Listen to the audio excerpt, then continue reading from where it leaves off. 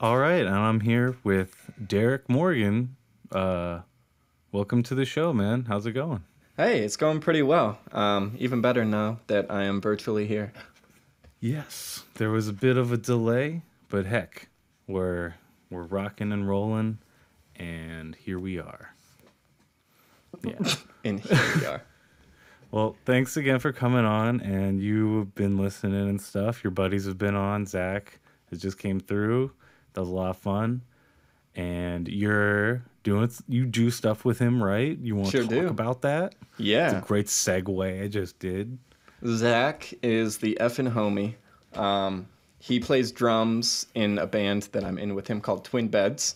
I do not write any music for that band. The three people that do are John, Jack, and Zach, and they had me join for a second guitar part. But I met Zach through an a cappella group my first year at Temple, my first and only year at Temple, 2016, 2017. And we hit it off pretty quick and became best friends. And now I'm in a band with him. And it's pretty fucking tight.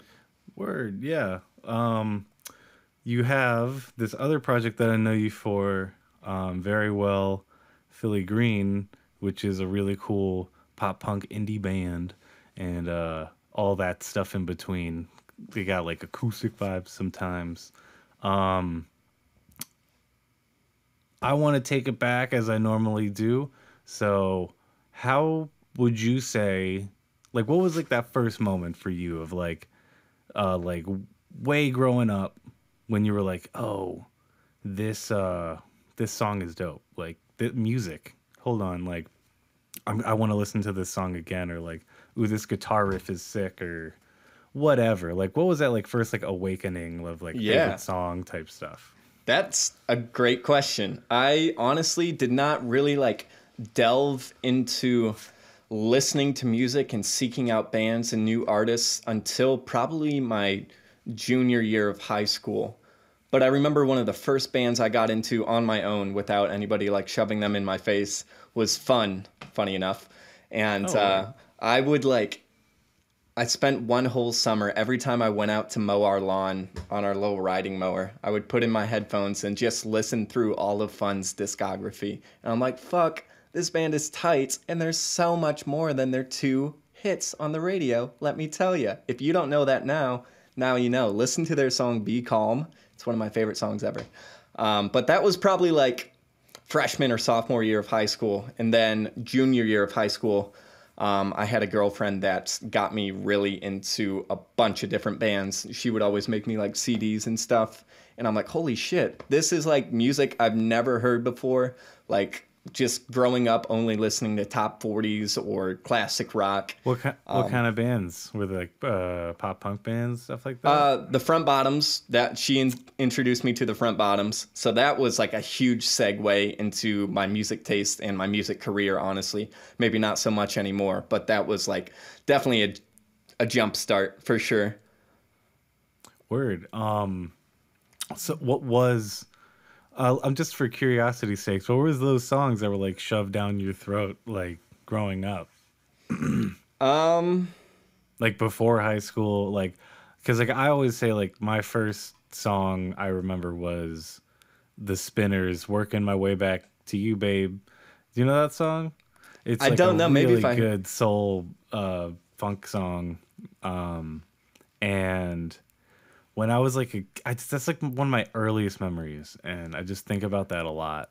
And yeah, I was like 3 remembering that song. Like, so I just always ask if anyone has like a moment like that. I remember there were a couple songs that I would always sing with my mom in the car when I was really young.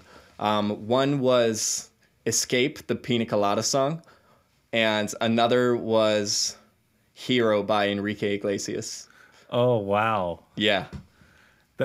Those are some Shrek songs, I gotta say. That's dope. That's amazing. I love that. Like, right?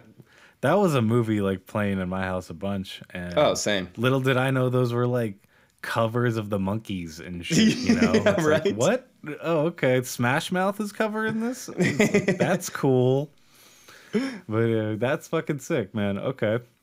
So after you get this CD and you start getting into these bands, did you start playing guitar and stuff then, like soon after? Or I started playing guitar, I think before that in 8th grade was probably the year I got my first guitar.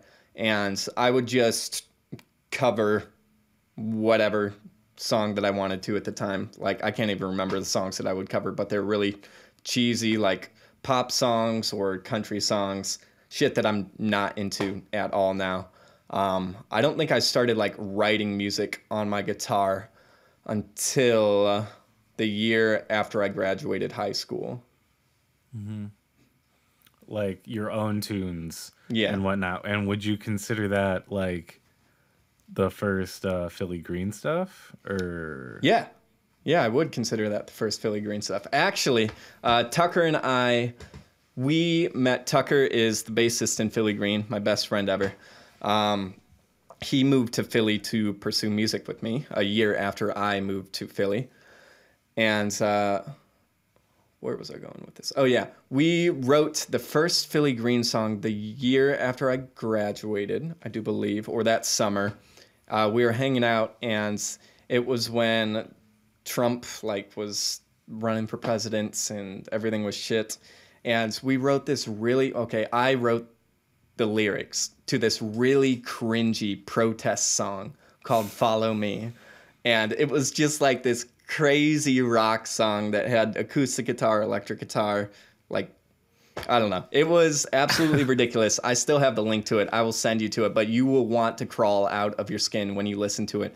But after we recorded that, we put it on SoundCloud under the name Phillygreen, because I was moving to Philly and we were in Bowling Green, Ohio. So we're like, oh, this could be cool.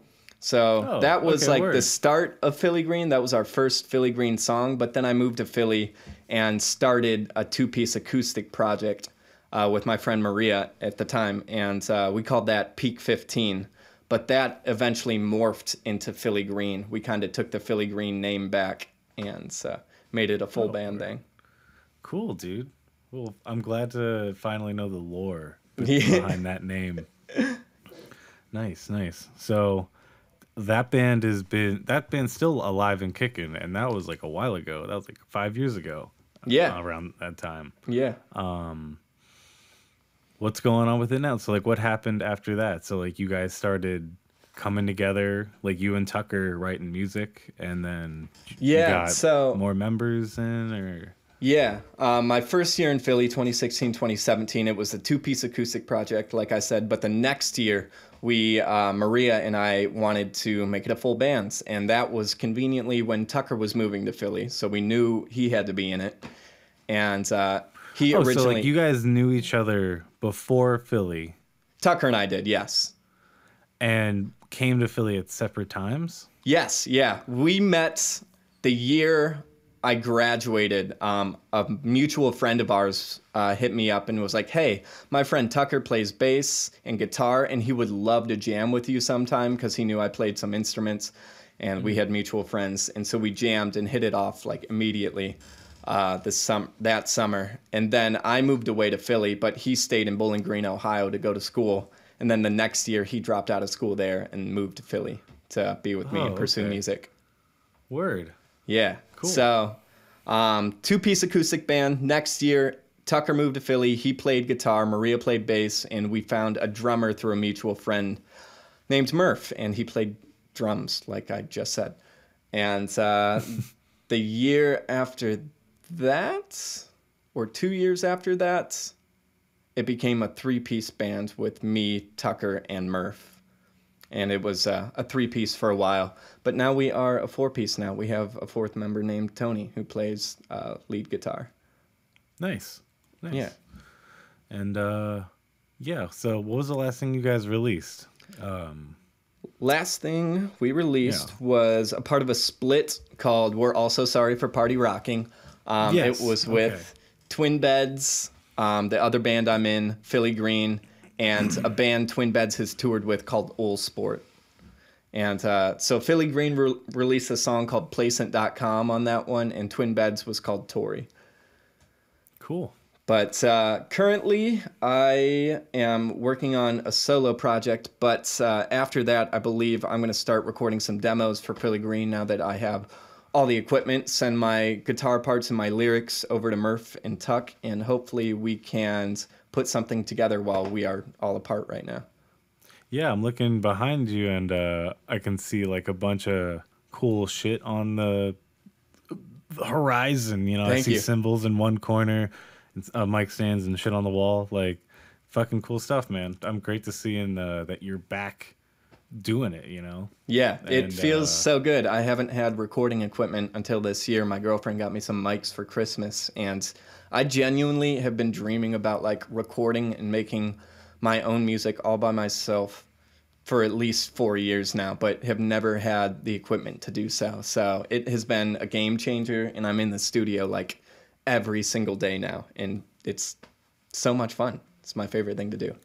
It's the best thing to do, man. I'm right there with you. Like, as I was just telling you earlier, I'm moving, and there's a finished basement, and I can finally have a place where, like, my bed isn't right next to where I work and am creative, and it's just like a weird dynamic being in the same room where you work and For sure. relax. There's like no relax, and that feels like at the same time, there's no work. Yeah, You know? I do Really? know exactly what you're talking about.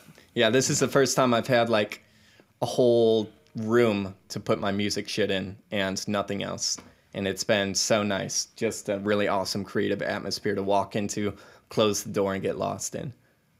What have you been experimenting with any other genres, or just messing around with like some punk shit and rock stuff and indie stuff? Yeah, vaguely experimenting with different shit. I am trying to, I don't know, just kind of incorporate all the instruments that I know how to play in my solo project right now. So I'm going to be releasing stuff with keys for the first time in my life, and some stuff with saxophone. Fuck it, I might throw a little ukulele in there. I don't know. You play saxophone? Yes. Or you got that's crazy, man. Fuck yeah. Yeah, I learned, I think it was in like fifth or sixth grade, I joined band and started playing alto sax. But I still have it with me. I think it just needs tuned up because I tried playing it and recording some shit with it, but it is sounding wonky, and I don't really know how to go about tuning up a sax without taking it in. So I'm probably going to have to take it in and spend some money that I do not want to spend. Hey, it's either like spend I literally have no idea, but probably a lesser amount to get it fixed than like some crazy amount to buy a new one. Yeah, absolutely. Or you could find a new one really used, Not worth and it. that's busted up too. I have no idea Yeah. about that stuff. Like, that's a total mystery for me. For when it sure. comes to- I just know it's going to be expensive. I genuinely, myself, I haven't even checked, but I just know it's going to be a number that I don't want to see and don't want to think about. Yeah. I can't play a fucking reed for my life. Like, that's the biggest hurdle. Like, I would love to play anything with a reed, but like, I just don't know how to.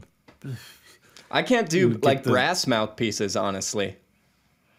I figured that out like no problem. Like, I messed around with a trumpet a little bit, you know. Mm-hmm. I mean, I'm sure it's a lot more than just doing the thing into a thing. You know, I don't even know what I'm talking about at this point. But it's really just like, I'm sure there's a lot of like lung control and other crazy shit, but I can make sound out of it, is what I'm Yes, saying. yes, Like, I can exactly. make sound. I cannot make a saxophone make sound, or a fucking clarinet or something. Mm-hmm. That pains me, because those like, that's such a cool thing. Anyone can pick up a guitar. Like, you pick up a sax, you're wow. Kenny G out here. Oh my god. The jealousy. Like, I also have that jealousy of like people who sit in really fancy restaurants at the grand piano and then start playing just like Bill Evans or something, and you're just like the staff is just cool with you doing that because it's so good. Yeah. You know what I mean? Uh-huh. Like, that I would type love of, to like, reach that level. what a damn, dude. Like shit. I that is such a dream. And how many like movies have that scene in it where Oh it's like, yeah, just a little ashtray on top of the piano too. yeah, or like hit the drink you're sipping Yes. on. I just saw a TikTok of a guy playing sax and then just like quickly hitting the chords to something, and it sounded like two people. Like, and he's like in a restaurant, just going like, Whoa.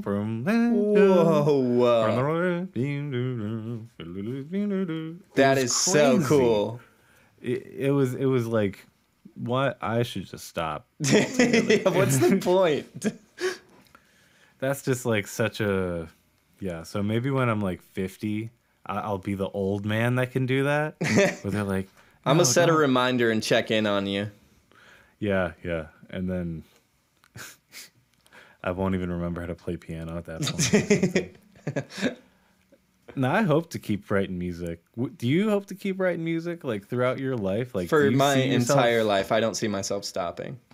like, no, like here's a question like I put to myself like right now, yes, I write like weird, dark, faceless music or like just electronic whatever. And I also write like upbeat stuff, electronic-y, and then I write like guitar stuff where it's very much I'm a 20-year-old singing about 20-year-old problems. Like, do you like I don't think when I'm older I'm going to be writing anything with like a lot of vocals. Like I just don't think that's in the cards just cuz it would just be like I don't know cuz like now I hear that from playlist submissions or whatever, or Yeah. just scrolling on Spotify and other people's playlists and you hear like some older voice, it's just so not appealing. But I don't know why. It's like I feel bad because everything else is cool. And then Yeah. he starts coming in. I'm like, you're even on key. Yeah, But like like, you're trying so hard, and I respect that, but come on. You gotta know when to put it down, put it away. so do you feel like you won't be hitting the mic as much as you're hitting the mic now in the future, or do you think you're gonna lean into it and do like some country shit, or, some classic I sounding could see myself stuff? having an awesome country voice when I'm older. But that is a good question. I never really thought about that because it's a sad thought. But like, take a look at Paul McCartney now. Like, he still writes some good music, but his voice is a little crunchy sometimes, and yeah, a little weary. So I I don't mean, know. like even people that will show me like, yo, check out this artist, and like even David Bowie, like sometimes like I'm gonna be crucified for this one, but like I don't really dig the sound of his like the timbre of his voice. Like you ever hear Under Pressure? Like I don't know, it just sounds so like theatrical and not like that song's like so pumping right next to Freddie Mercury too. And it's just like this guy has like very niche vibes, which is cool as fuck, whatever. But I don't know, just like he has that older sounding voice. That's why I don't like Frank Sinatra and stuff like that. That makes And it, sense. yeah. I think I do have an answer, though, to your question. I hope Okay. to not step away from the mic because one thing that I want to get better with is storytelling in my music. And I'm not the best at it with instrumentals yet, something I'm working on, but something I would love to do is get better with storytelling with my lyrics. So when I'm old as shit, but I know a lot and I've learned a lot and I've been through a lot, I want to be able to tell people about it and maybe help people out or just give people a new perspective on life. And sure, you can do that just through instrumentals if you're like really good. Yeah. But I would love to like share my experiences, and I don't think I'm going to be a poet or an author any day. So Yeah. Like I don't mean like, oh, you're gonna like write a book when you're older or something like that. But like, no, I totally feel you. Like definitely would be more quality than quantity of like lyrical content, if that makes sense, I guess. for sure. Yeah, storytelling is definitely an art form when it comes to songwriting, and Yeah, I don't know. I don't know. That's just like a question that's always bouncing around my head, and I gotta ask it more because it. And to go back to, I don't hate, like, not everyone who's older has a bad voice, is what I'm saying. Like, most of it is not good though. I'm just saying. And so I don't know. At least in like the realm we're in, like jazz, you can be any fucking Yeah, age. And absolutely. like classical, you can be any fucking age. I'm just talking about like alternative Yeah, and like like more indie like shit. mainstream stuff and indie stuff. Yeah, like are Yeah. you gonna write an indie like song? Like yes, like you have this storytelling thing, but like are your riffs gonna be less like chicka chicka like I don't know. I don't know. To me, I just feel like I'm so conflicted. I'm just conflicted, Derek. Only time Oh will man, tell. Only time will tell. I think it's a I waiting guess game, so. and I think maybe you should just wake up every day and ask yourself that question until you have a definite answer. Yeah, I think it's a day by day experience. Yeah, because you're getting old, so Yeah, yeah. better Like start you can't. thinking. Yeah, like I think about that every time I write lyrics, which is why I hate writing lyrics. I'm just like, what am I singing about? Taxes? Like, and it's like, okay, you could be like, your childhood's gone. You could sing about that. It's like that's get over So yourself. cliche. My God, I've Yeah, heard that. yeah, exactly. So it's just like, all right, we're gonna talk about my Yeah, I'm just hoping dog. something like traumatic or enlightening happens to me so I can write about that instead of my mundane old life. I used to do that, like, at least try to do that. Like, I couldn't write stuff, so I would just put myself in not terrible situations, just like uncomfortable Yeah. situations for So me. you'd have a Like, story. yeah, so I'd have a story to tell, and yeah, it was not worth it. You could just think of something. Yeah, right. Make that shit up. Yeah, exactly. Like, what the fuck am I doing driving somewhere? Fucking idiot. That's one Oh thing my I god. struggle with is writing lyrics that aren't true. Like I can write metaphors and shit that don't happen but still apply to a certain situation. But as far as like writing a whole story from scratch, I really struggle with it. And I don't know if it's because it feels like inauthentic to me, but like it shouldn't because I'm writing for me. It doesn't matter what I'm writing in the long run. Nothing fucking matters in my music, but I still overthink it way too much and can never like pull out a fake but like good story. No, I totally feel that. Do you ever have the hang up of like I'm gonna sing about this fake thing, but like my partner, like who I'm with, is gonna think this Yes. whole fucking thing, and then Yes. this thing is gonna exist of me literally saying like I don't love you or whatever the fuck Yes. you're writing about, you know? And I think Like about that too with like bigger artists too, like even pop artists that are writing these like heartbreak songs or like, why the fuck would you do this to me? Or like, you know, you want me when they all have like partners or whatever. I'm like, how yeah, do they're like married with kids. And shit. yeah. That shit's so funny. But for the most part, I mean, like, I don't really like writing songs where I play the victim in any way, at least anymore, you know? And so I think that kind of rids of some of the awkward tensions that could come with like a partner living with you. 100%. And you just kind of hold up.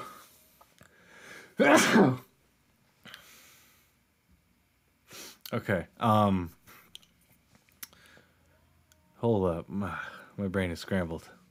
Oh fuck. This is a great time to go to commercial break. Bah. Okay. So, what were we just talking about? Living with partners and writing music. Yes, But, yes, writing the music. So yeah, I always feel like there's like that evolution of like, yeah, I'm not gonna write about being a victim anymore, like how you just said. And there's also just like you stop writing about those situations to begin with. That you realize like all your favorite songs are like these are toxic situations Yes. between toxic people. Yeah. Like Absolutely. everyone in this song needs to get out of this situation. For The sure. person they're singing about needs to forget about the person that's singing. All the way around. So yeah, it's hard to write just like what am I gonna write about? Like a problem between me and my partner? Like, no, that's a little too personal. It's like, well, I guess I could do something like that to just vibe with my feelings, you know? And then you're like, well, we don't really have problems like that. Yeah. Like, what? It's like, you left the door open and there was a light. And there was a light. It's like, what are you going to do? I just feel. And then on that same note, like, or on the opposite note, I should say, like, I'm not really good with writing love songs either. That feel, I don't know. I hate cheesy love songs, and I hate writing lyrics that feel cliche or just anything that's been said 1,000 times. And love songs are the most popular fucking song ever. So good luck writing something original with that. Yeah, exactly. And it's like so easy to be like, I'm going to do the not cliche thing. And it's like, that's been done. It's like, oh, it's like, I'm going to do like, we're just like, cause we're just like a normal, like a good, healthy relationship or whatever. You know, we just hang out. They understand me. I understand them. And, you know, we just like watch TV and shit. And that's what I'll write about. It's like, here's a million songs that, do that. Also, that's cheesy as fuck, and no one wants to hear that. Yeah. It's just like, oh man, but what am I gonna write about? Yeah. Make up a situation where it's like a love triangle. I think. Have you heard some of these songs on the radio? There's like about like I took my pills and I'm happy now or something because I get the anxiety and I'm nervous. It's like so on the nose anymore. I'm just. What are you doing, 104.5? Yeah, for real. Call them out. Yeah. Anyway, I interrupted you. I'm sorry. I have discovered an awesome love song recently. Slaughter Beach Dog, one of my favorite bands of all times. Their newest album has a song called My Girl on it.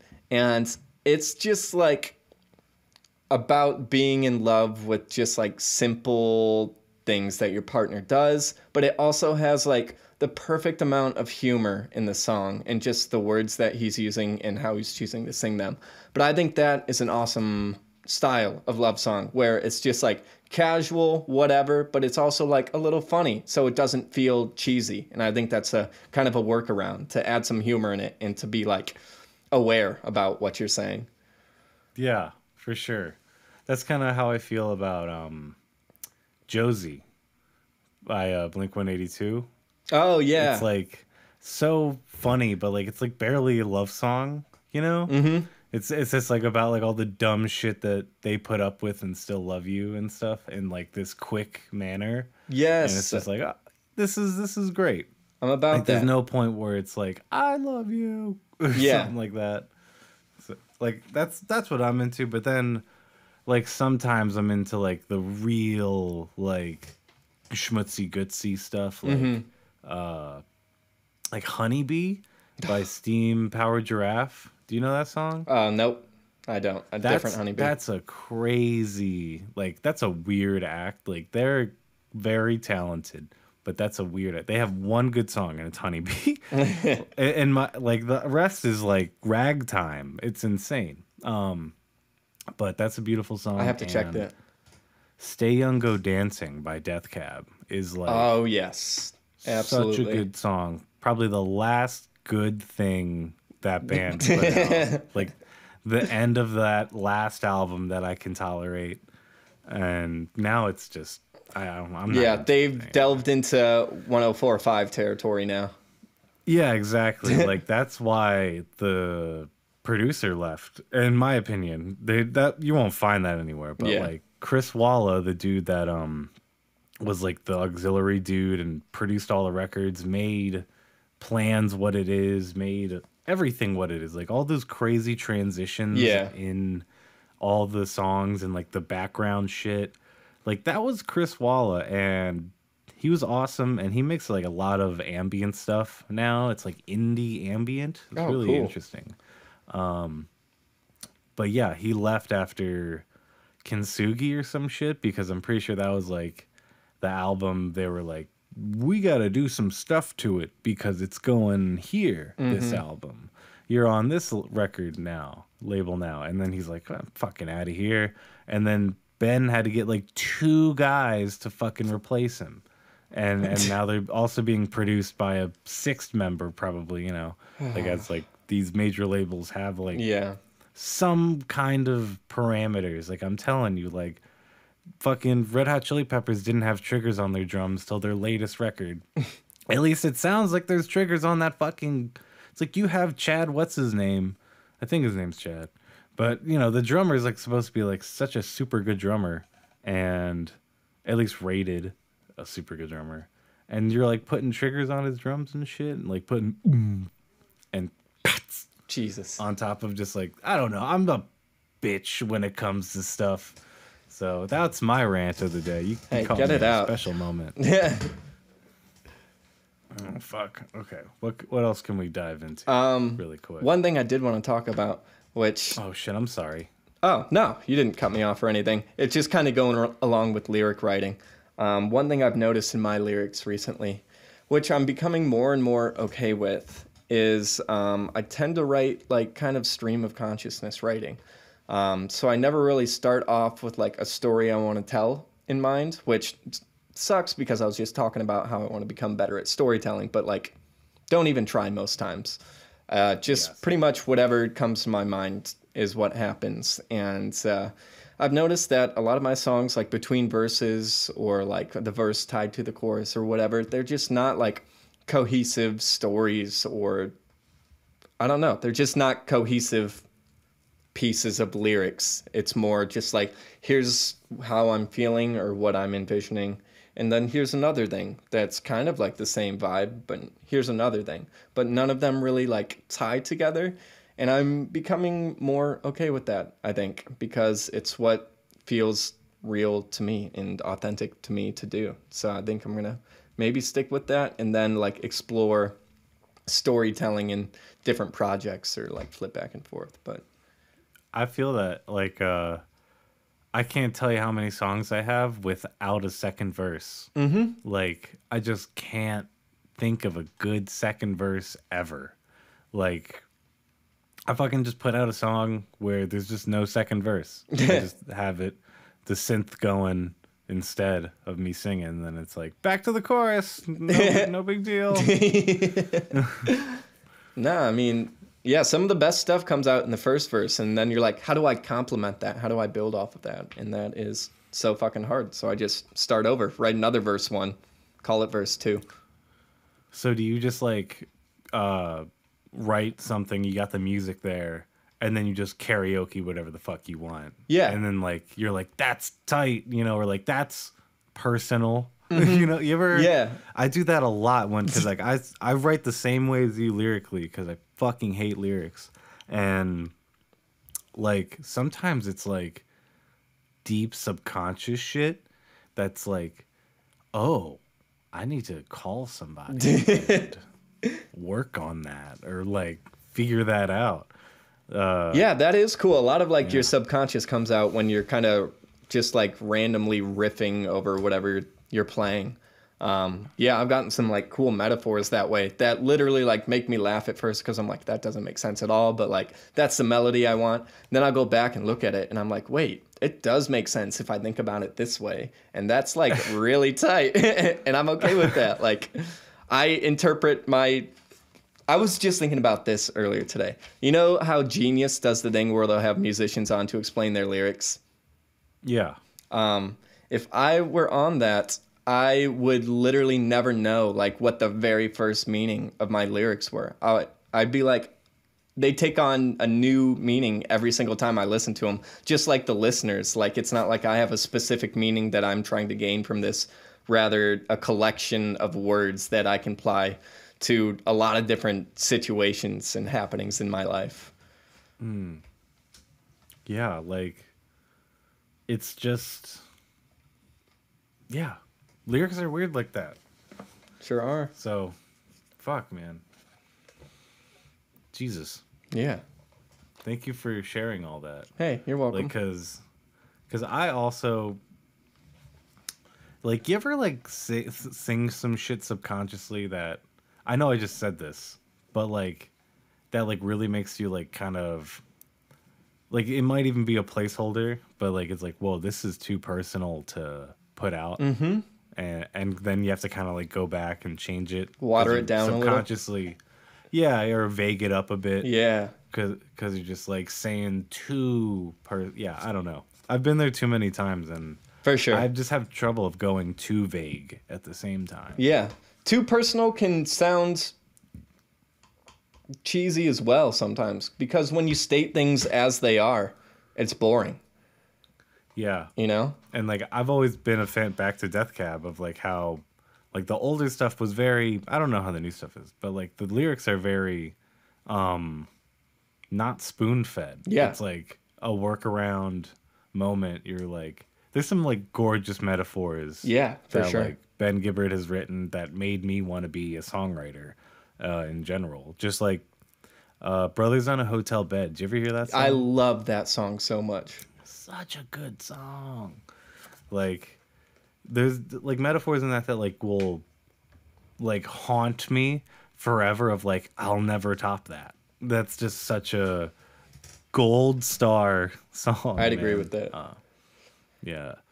Do you have any what would you say like you have like is like in your top tier like musical albums in you've had throughout your life? Have you experienced? Blah. Yeah. It's a weird way to. It's a weird way to ask. What's your top albums? So, what is it called? Oh my God, it's funny that I can't even think of the name of one of my top albums of all time. But it's by Crumb, the band Crumb. Do you listen to Crumb? I know the hit single. Lock It? Yes. Yeah. So they have an album called Jinx. That is the name of the album. One of my favorite albums ever. I don't think I've ever related with an album more lyrically than that album. Just with the everyday thoughts in my head that I don't converse to anybody else, because they're just like self-deprecating or boring or just like weird random thoughts about like the place that I'm in. And then I heard this album, and this person is having like some of the same exact thoughts that I have and the same exact feelings that I have, that I genuinely thought were so specific to me and my own mind. So it was so cool to hear those voiced. And the music is just perfect. I love that album all the way through. Prince Daddy and the Hyena has an album called Cosmic Thrill Seekers, which is a concept album about how acid pretty much ruined this guy's life and his mental health, and just every aspect of his life was kind of torn apart because he had a bad trip and his awareness was fucked with. And yeah, but that is such an awesome album. Every single song leads into the next, and then the last one leads into the first. Perfect concept album. Knocked it out of the park. One of my favorite albums ever. Very loud. Wow. Very in your face, but please listen to that. It will blow you away. I really want to hear that. Yeah. That sounds crazy. So cool. It's just like a hard punk rock album. And then I gotta say Slaughter Beach Dog, but I can't tell you which is my favorite album. Either At the Moonbase, which is the newest album that he released, which has some really cool like Billy Joel vibes in it with the storytelling and the piano and some saxophone. It's really awesome. It feels like bar music. It's really, really cool. Fuck yeah. That's awesome. And then Awaken My Love by Childish Gambino. Ooh, okay. Yeah, that album is just next level. And the producer, I forget his name. God, I forget his name. But he produced the soundtrack for Black Panther, and he's worked on a shit ton of other stuff. Oh, wild. Yeah, but he and Gambino were just a power team. I've watched a lot of videos on how that album was made, and it doesn't even make sense, most of it. Like, I remember or they were explaining how Redbone was made, and it was started off by just Gambino hopping on the drums and going like just a simple drum beat, and then they built that whole giant ass song off of it, and it just blew my mind. I'm like, why would you start with like a simple rock drum beat, and how did you get to where you are? That song or that album just has like so many hidden layers in it. So every single He's such a powerhouse, Yeah, man. He all heard around. that whole song just by going like, Yeah. He's like, this is how it starts. Yep. Like, just wait. Yep. That's a bass. Like he had that bass in his head as he was just doing it. Yeah. He's like, just wait. Just you fucking wait. I'm doing some basic shit, but you about to be like, what? I think I pretty much named all of my favorite albums, though. Those are like top tier albums for me. Word. I always have trouble like albums. Like I have like a few in the backlog, but the first thing you said reminded me of like one of my favorite songs that is just so, I don't know, for me it was perfectly situational for like what I was going through at the time. And Land of Talk, Okay. It's Okay by Land of Talk. Did you ever hear that song? I haven't heard that song, no. That is like such a chill, like indie tune by just some like not super well known indie band, and they're awesome. But it's just, I don't know, it was like right when I found like Real Estate and like all these other chill bands, and honestly started smoking and like was finding a lot of zen and comfort in smoking, and like especially smoking alone. And that was like such a song that like was calling out to me basically during that time. And like I found it so fucking randomly. Like it's a really beautiful track, and I don't like the whole album. I barely like that whole band. But they have like 5 songs, and like this one song is like one of my favorite rock songs. Like you could band songs, whatever you want to call it, of all time. And I don't know, that just reminded me of that, and I had to shout that song out. Nice. And you gotta check that out. I definitely will. Yeah, do you have, so this solo project coming up, back to that really quick. What's the pipeline for that? What's the timeline for that? What do you think is coming to that? How's that going? Let's get a little deeper into that real quick. It's going pretty well. I think my first release is going to be a 3-song EP. The project is called Speaking of It, purposefully because I want to kind of take on a more conversational tone with the lyrics. So I'm trying to take the pressure off of all the lyrical shit that we were just talking about, and just kind of talk how I would in real life or close to it, and just make it easy to listen to. Don't have to think too hard to get it, but also it's not going to bore you. So that's kind of what I'm going for lyrically for the project. Otherwise, I don't know how I really want to take it musically yet. The first song starts off like full band with acoustic guitar and piano and bass and drums, and I think that's that full song. But the next song leads into more of a rock feel. I add some electric guitar in on that song, and I think I might add some saxophone on either one of those, not sure yet. But yeah, I'm not really sure where I want to take it. There's been a long while where I have just wanted to write whatever I want on every instrument and make it a full band. So yeah, I don't know where I'm going with it yet, but I would like to try a shit ton of different things and not care about congruency so much, but rather just having a project where I can put my songs. I'm just gonna say it right now, you better have sax on that. I'll have a sax on there. Thank God. I got you. I'm probably gonna be hitting you up for some sax tracks then. God damn, why didn't I know this? I probably knew this. I don't know. I never really brought it out much. Like, I brought it out maybe once last year, and then I started working on it more this year. But am not proficient yet. I have to get my sax fingers back. And honestly, I'll probably try and teach myself a little more theory behind it. But yeah, we'll see how it goes. Once I get it tuned up and fixed, I'll let you know, because I would love to start like writing some shit for other people too. Yeah, dude. Fuck. Like, I'm trying to do Big Sax 2. Like, I did this release with saxophone last year. Was a smash hit. No, it wasn't, but like, it's a dope song, and I want to do more saxophone stuff with For this, sure. like, all this shit, man. But yeah, I think that wraps it all up nicely in a bow. Do you have anything else you want to talk about?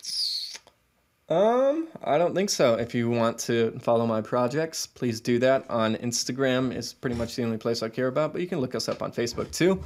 On Instagram, our tags are at Twin Beds Band, which I play guitar. Do not write the music for. Don't think I wrote the music when you listen to the songs. Don't be like, oh my God, Derek, that is the craziest shit I've ever heard. It was probably John or Jack. It wasn't me. I'll take credit if you want me to, but it probably wasn't me. Second Way band. to go, Derek. Thanks.